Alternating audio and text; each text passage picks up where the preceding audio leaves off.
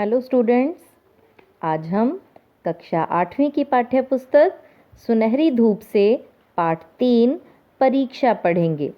परीक्षा का अर्थ है टेस्ट यानी एग्ज़ाम, अर्थात परखना या फिर जांच करना। हर व्यक्ति के जीवन में परीक्षा देने का मौका ज़रूर आता है और उस परीक्षा में वह सफल होता है या असफल, यह उसकी काबिलियत पर, उसकी मेहनत पर निर्भर करता है। यदि हम अपनी बुद्धि व ज्ञान का उपयोग करके एक्सपीरियंस के साथ, अपने अनुभव के साथ आगे बढ़ते हैं तो हम हर परीक्षा में सफल हो सकते हैं।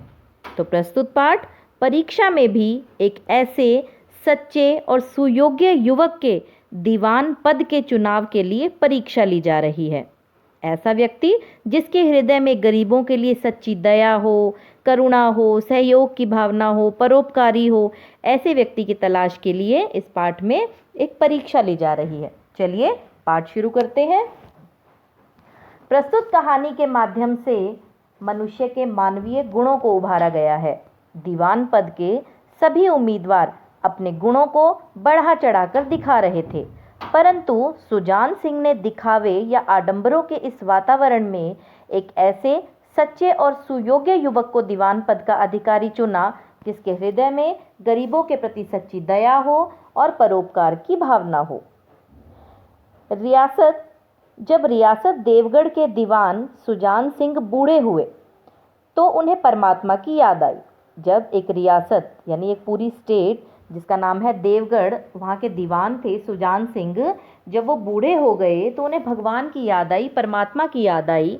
जाकर महाराज से उन्होंने विनय की यानी रिक्वेस्ट की। उन्होंने जाकर, जो महाराज थे देवगढ़ के, राजा जी थे जो मेन वहाँ के थे महाराज, उनके पास जाकर उन्होंने विनय की, प्रार्थना की कि दीन बंधु होते दीन दुखियों पर दया करने वाले, गरीबों पर कृपा करने वाले, उनके सहायक, उनके मददगार जो उनके महाराज थे, उसको उन्होंने सुजान सिंह ने प्रार्थना की।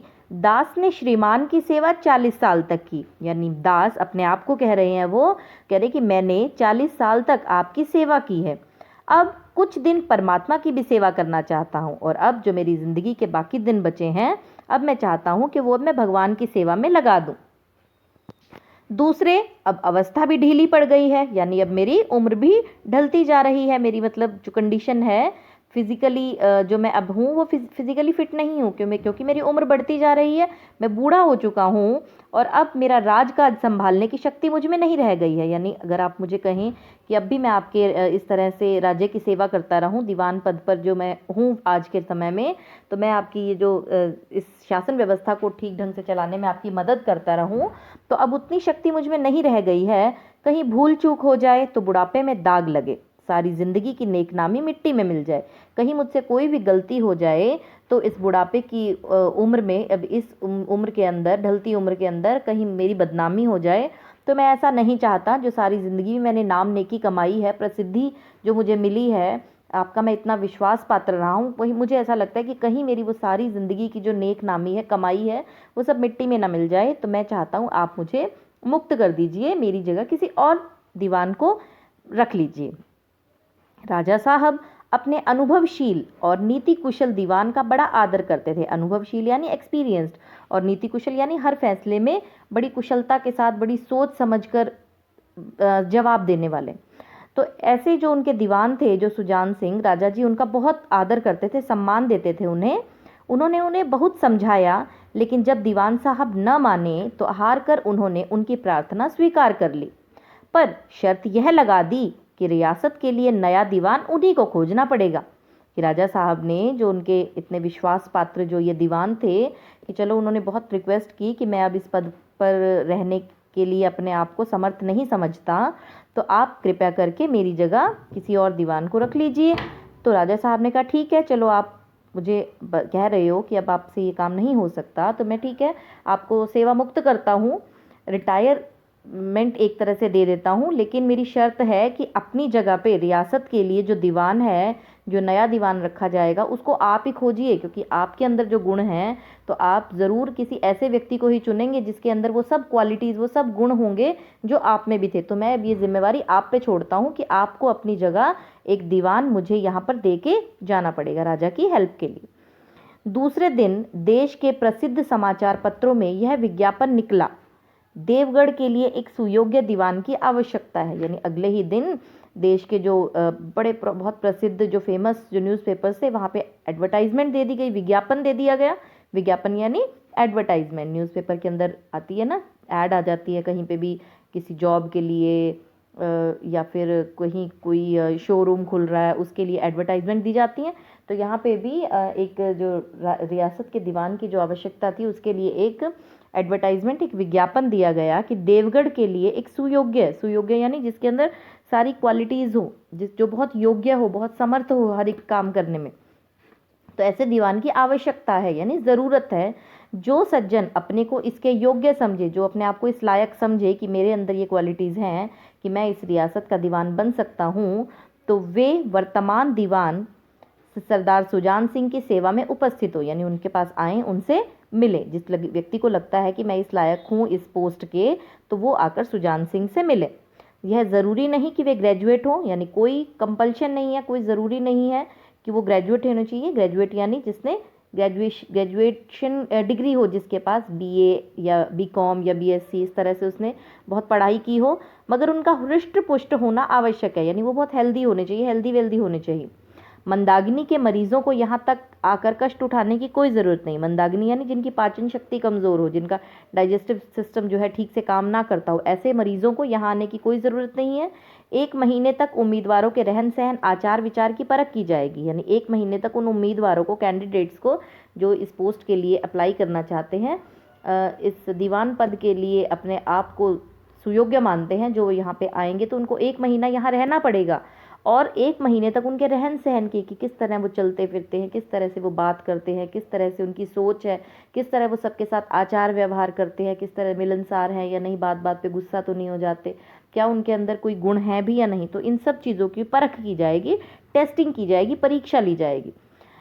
विद्या कम परंतु कर्तव्य का अधिक विचार किया जाएगा, यानी विद्या अगर चाहे उनकी पढ़ाई कम है लेकिन उनके अंदर जो क्वालिटीज़ है, जो गुण है, वो सब पूरे होने चाहिए। जो महाशय इस परीक्षा में खरे उतरेंगे वे ही उस उच्च पद पर सुशोभित होंगे, यानी जो महाशय, जो लोग इस परीक्षा में खरे उतरेंगे, पास होंगे इन द सेंस कि जो जिन मेजर्स के ऊपर, जिन पॉइंट्स के ऊपर उनको मेज़र किया जाएगा उन लोगों को, यदि वो इसमें पास होंगे तो ही वे अगली परीक्षा के लिए, दीवान पद के लिए चुने जाएंगे। इस विज्ञापन ने सारे मुल्क में हलचल मचा दी, पूरे राज्य में हलचल मच गई, यानी हर व्यक्ति चाहता था कि काश मैं इस पद के लिए चुना जाऊं। ऐसा ऊंचा पद और किसी प्रकार की कैद नहीं, यानी इतना ऊंचा पद और कोई प्रकार की कोई बंदिश नहीं, कोई कैद नहीं है, केवल नसीब का खेल, यानी उन्होंने कोई बाउंडेशन नहीं रखी, कोई रिक्वायरमेंट्स नहीं है कि पढ़ाई इतनी होनी चाहिए या एक्सपीरियंस होना चाहिए।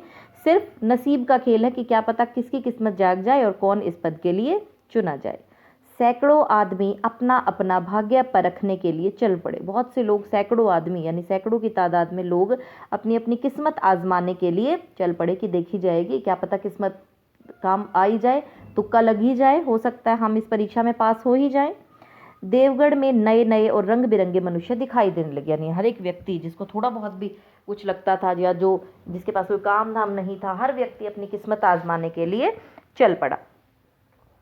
प्रत्येक रेलगाड़ी से उम्मीदवारों का एक मेला सा उतरता, यानी जो भी रेलगाड़ी आती उसमें से मेला सा उतरता, यानी बहुत सारे लोग इस दीवान पद के चयन के लिए, परीक्षा देने के लिए आ रहे थे। कोई पंजाब से चला आ रहा था तो कोई मद्रास से, कोई नए फैशन का प्रेमी तो कोई पुराने सादगी पर मिटता था। पंडित और मौलवियों को भी अपने अपने भाग्य की परीक्षा करने का अवसर मिला।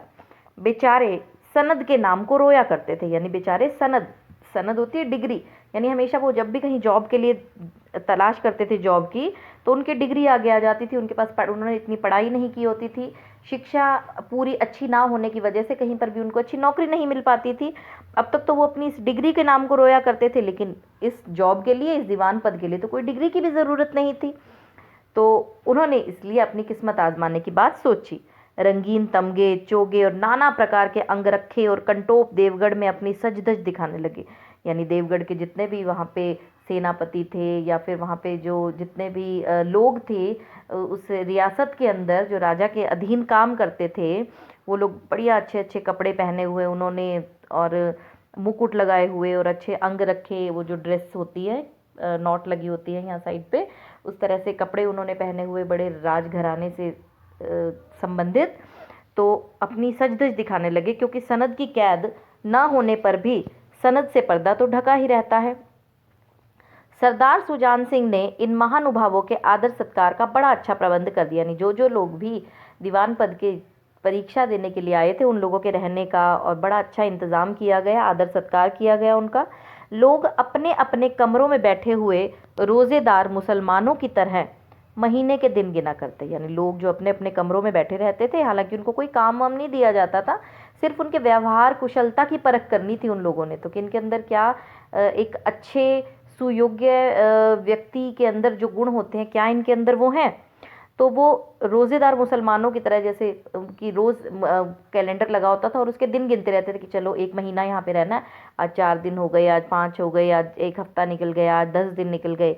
तो इस तरह से वो रोज़ दिन गिना करते थे कि अब हमारी इस परीक्षा के इतने दिन बचे हैं, इतने बचे हैं। हर एक मनुष्य अपने जीवन को अपनी बुद्धि के अनुसार अच्छे रूप में दिखाने की कोशिश करता था। यानी उनको लगता था कि 1 महीना जो हमारे पास है, हम यहाँ पे इतने अच्छे से बिहेव करें, इतने अच्छे बनावटी बन के रहें, यानी जिनके अंदर क्वालिटीज़ नहीं थी वो भी अपने आप को इस तरह दिखाने का प्रयास कर रहे थे कि जैसे उनसे अच्छा कोई व्यक्ति है ही नहीं। हर व्यक्ति के अंदर हर तरह की क्वालिटी तो नहीं ना होती, तो जिन लोगों के अंदर ऐसी क्वालिटीज़ नहीं थी वो भी प्रयास कर रहे थे दिखावा करने का, ताकि उनका चयन दीवान पद के लिए हो जाए। तो अपने आप को बड़े अच्छे रूप में दिखाने की कोशिश कर रहा था हर व्यक्ति, पूरा दिमाग लगा रहा था कि कहीं मुझसे कोई गलती ना हो जाए।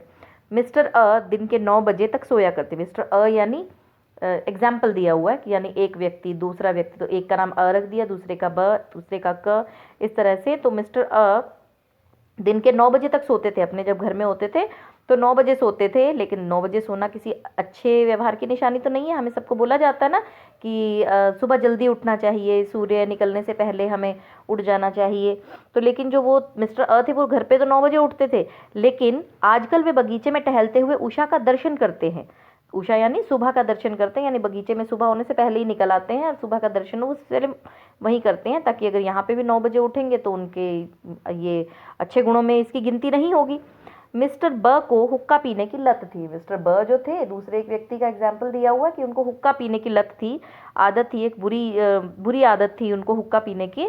पर आजकल वे बहुत रात तक किवाड़ बंद करके अंधेरे में हुक्का पीते थे। यानी अपनी उस आदत को तो वो छोड़ नहीं सकते थे, लेकिन आजकल वो सरेआम सबके सामने हुक्का नहीं पीते थे। बहुत रात हो जाती थी तो दरवाज़ा बंद करके अंधेरे में हुक्का पीते थे, ताकि उनकी इस बुरी लत का किसी को पता ना चले। मिस्टर स, द और ज से उनके घरों पर नौकरों की नाक में दम था। उनके घर में जो नौकर थे इन लोगों के, वो नौकरों की नाक में दम करके रखते थे, हर समय हुक्म झाड़ते थे, उनसे गलत तरह से व्यवहार करते थे। लेकिन ये सज्जन आजकल आप और जनाब के बगैर नौकरों से बातचीत नहीं करते। लेकिन यहाँ पे जो नौकर हैं, जो उनकी सेवा करते हैं, उनको खाने पीने का जिन्होंने अरेंजमेंट किया है, जो उनकी खातिरदारी करते थे, उनके साथ वो बड़े अच्छे से पेश आते हैं, उनसे आप और जनाब के बगैर तो बात ही नहीं करते। महाशय क नास्तिक थे, हकसले के उपासक, मगर आजकल उनकी धर्मनिष्ठा देखकर मंदिर के पुजारी को पदच्युत हो जाने की आशंका लगी रहती है। कि महाशय क जो थे वो नास्तिक थे, भगवान में विश्वास नहीं रखते थे, लेकिन आजकल जब वो यहाँ पे रह रहे हैं 1 महीने के लिए, तो उनकी धर्मनिष्ठा यानी धर्म में विश्वास देखकर जो वहाँ के मंदिर के पुजारी हैं, उनको लगता है कि ये तो इतना बड़ा पुजारी है, दिन रात पूजा पाठ करता है, कहीं ये मुझे इन नौकरी से ना निकलवा दे।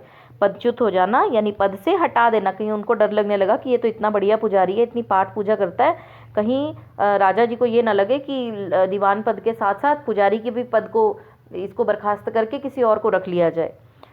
मिस्टर ल को किताबों से घृणा थी, परंतु आजकल बड़े बड़े धर्म ग्रंथ खोले पढ़ने में डूबे रहते हैं। अब मिस्टर ल का एग्जाम्पल दिया है, उनको किताबों से खूब नफरत थी, बिल्कुल अच्छा नहीं लगता था पढ़ना, परंतु आजकल बड़े बड़े धर्म ग्रंथ खोले रहते हैं।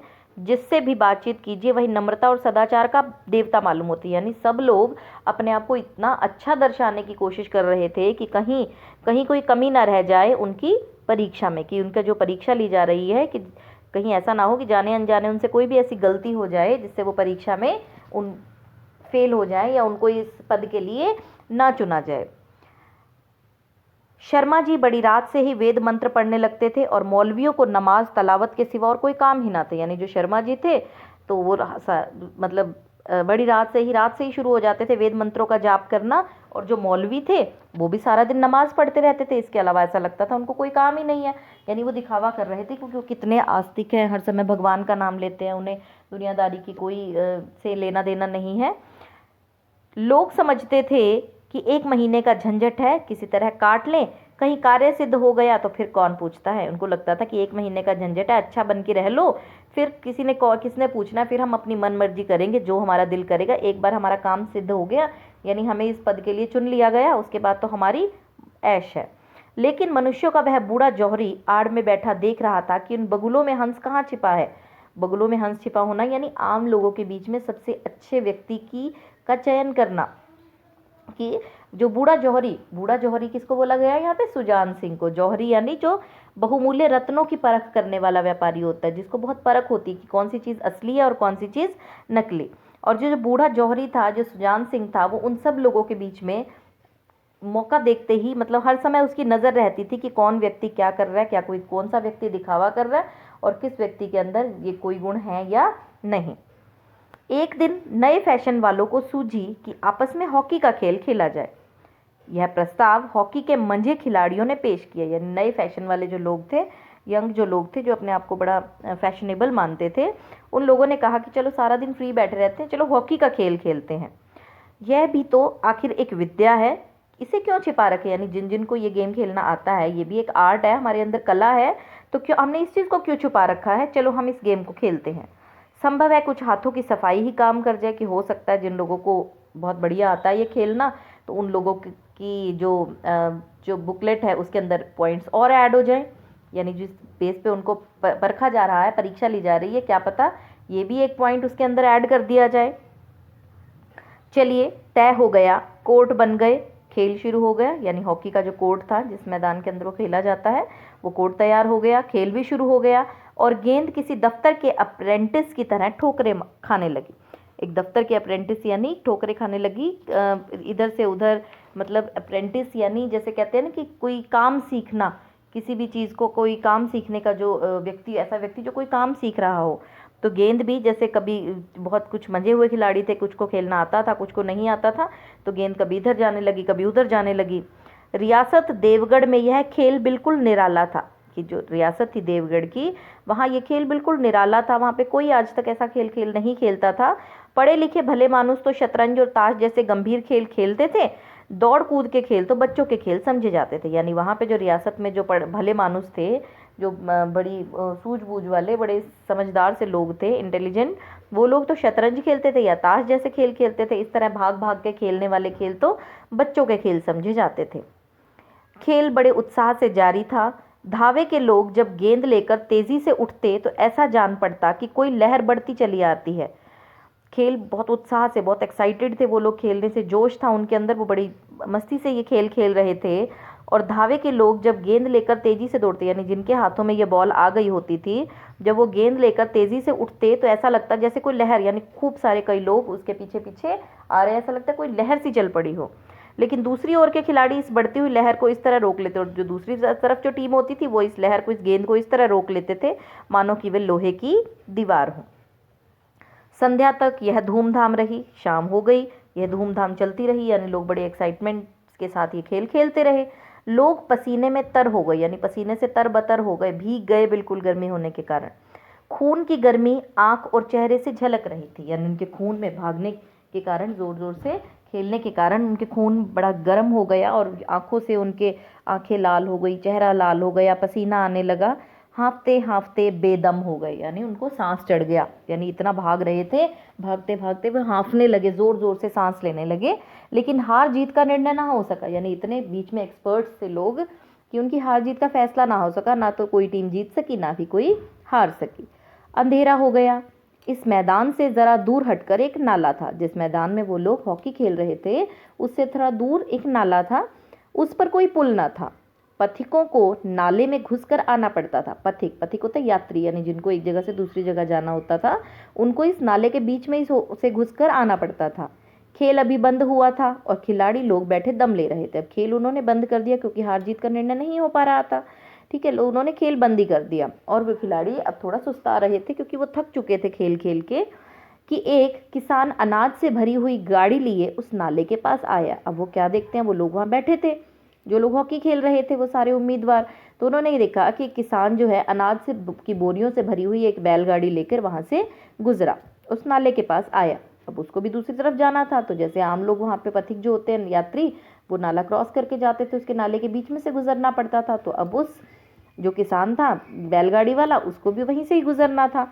लेकिन कुछ तो नाले में कीचड़ था और कुछ उसकी चढ़ाई इतनी ऊंची थी कि गाड़ी ऊपर ना चढ़ सकती थी, कि नाले में कीचड़ भी था और वो थोड़ा सा ऊंचा, मतलब दूसरी तरफ जिधर जाना था ऊंचाई थी उस तरफ, और इस वजह से गाड़ी ऊपर ना चढ़ सकती थी। वह कभी बैलों को ललकारता, मतलब बैलों को ललकारता कि आगे ले जाने के लिए, तो कभी पहियों को हाथों से ढकेलता, कभी बैलगाड़ी से उतर के गाड़ी, जो बैलगाड़ी थी उसको हाथों से धक्का लगाता।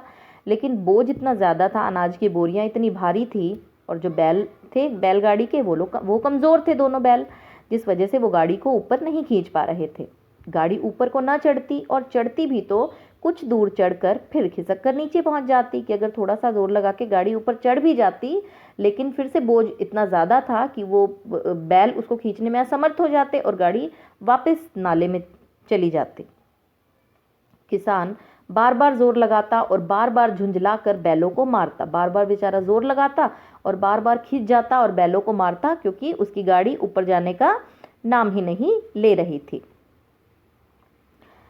गाड़ी को अकेले छोड़कर वह कहीं जा भी नहीं सकता था। वह बड़ी विपत्ति में फंस गया, यानी अब उसको बड़ी मुसीबत लग रही थी कि मैं किस मुसीबत में फंस गया हूँ कि अब मैं गाड़ी को छोड़कर यहाँ जा भी नहीं सकता, क्योंकि उसके ऊपर मेरा अनाज रखा हुआ है, कहीं कोई अनाज चोरी करके ले गया, या ये अनाज अगर नाले में ही गिर गया। तो इस तरह से उसको बड़ी टेंशन होने लग गई कि अब मैं इस मुसीबत में फंस गया हूँ। तो इतने में वो क्या देखता है, इसी बीच खिलाड़ी हाथों में डंडे लिए झूमते झामते उधर से निकले। डंडे यानी वही हॉकी स्टिक्स लिए झूमते हुए बड़ी मस्ती से वहां से निकले। किसान ने उनकी तरफ सहमी हुई आंखों से देखा, यानी उसकी आंखों में मदद की उम्मीद थी कि शायद कोई इनमें से मेरी मदद करे, लेकिन किसी से मदद मांगने की हिम्मत नहीं हुई। लेकिन उसने अपनी आंखों से उसकी झलक रहा था कि वो मुसीबत में है, वो फंसी हुई गाड़ी को लेके अकेला वहाँ खड़ा है, शायद इनमें से कोई आदमी उससे मदद के लिए कहे। लेकिन किसी भी आदमी ने, उन उम्मीदवारों में से किसी ने उससे कुछ नहीं कहा और वो मस्ती में अपना निकल गए। खिलाड़ियों ने भी उसको देखा, मगर बंद आंखों से। उन्होंने देखा जरूर, लेकिन उसे अनदेखा करके वो वहां से निकल गए। उनमें सहानुभूति का नाम तक ना था, कोई सिंपथी नहीं थी उनके मन में उसके प्रति कि बेचारा यहाँ पे बैलगाड़ी लेके नाले में उसकी बैलगाड़ी फंसी हुई है, अगर हम सारे थोड़ी सी हिम्मत करें तो हम उसकी बैलगाड़ी को बाहर निकाल सकते हैं।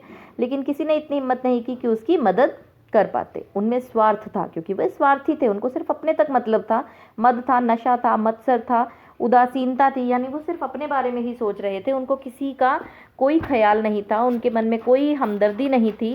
नफरत थी कि किस तरह से गंदा से नाले के अंदर, मत्सर यानी द्वेष होना, किसी से नफरत, किस क्रोध लगा लो हम कह सकते हैं, कि उन्होंने किसी तरह से कि उसकी कोई मदद नहीं की। पर वात्सल्य का नाम भी ना था, वात्सल्य यानी प्रेम, कोई सहानुभूति नहीं थी किसान के प्रति उनके मन में। उसी समूह में एक ऐसा मनुष्य भी था जिसके हृदय में दया थी और साहस था, और उन्हीं के समूह में, उसी ग्रुप में एक ऐसा आदमी भी था जिसके मन में दया थी और साहस था। आज हॉकी खेलते हुए उसके पैरों में चोट लग गई थी, लंगड़ाता हुआ वह धीरे धीरे चला आ रहा था। यानी आज जब वो हॉकी खेल रहे थे तो उसके पैर में अचानक चोट लग गई और लंगड़ाता हुआ वह धीरे धीरे चला आ रहा था। अकस्मात यानी अचानक उसकी निगाह गाड़ी पर पड़ी। वह ठिठक गया, यानी एकदम से रुक गया, हैरान हुआ कि ये क्या हो रहा है। उसका माथा ठनका कि ज़रूर कोई गड़बड़ है जिस वजह से ये किसान यहाँ पर खड़ा है। उसे किसान को देखते ही सब समझ में आ गया, सारी बात ज्ञात हो गई कि ये नाले में इस तरह गाड़ी फंसी हुई है, ये बेचारा साइड पे खड़ा है तो ज़रूर इसे कोई परेशानी है। उसने हॉकी किनारे पर रख दी, कोट उतारा और किसान के पास जाकर बोला, मैं तुम्हारी गाड़ी निकलवा दूँ। यानी उसने उससे किसान से कहा, क्या मैं आपकी मदद कर दूँ इस गाड़ी को निकलवाने में। तो इस कहानी का अगला हिस्सा हम अगले वीडियो में पढ़ेंगे। उम्मीद है कि जितना कहानी का यह हिस्सा आप लोगों ने पढ़ा वो आपको समझ में आ गया होगा। इतने पार्ट से संबंधित आपको कुछ प्रश्न दिए जाएंगे जिनको आपने अपनी एक नोटबुक में लिखना है। धन्यवाद।